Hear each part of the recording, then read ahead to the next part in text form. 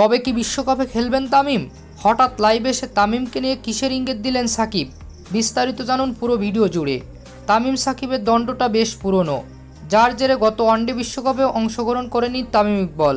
তবে সাকিব চাইলে তামিমকে ফেরাতে পারত, কিন্তু সেটা তিনি করেননি, যার কারণে ওপেনিংয়ে বেশ ভুগতে হয়েছে দলকে।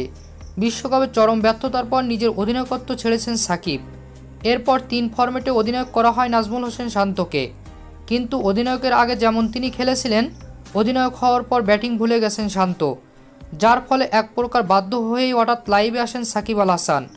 আর লাইভে এসে তিনি বলেন, ভেবেছিলাম অধিনায়কত্ব পেয়ে শান্ত ভালোই করবে, কিন্তু ওর মাথায় তেমন কিছু নেই, যাচ্ছে তাই অধিনায়কত্ব করছে এবং দলটাকে লজ্জায় সাগরে ভাসিয়ে দিচ্ছে।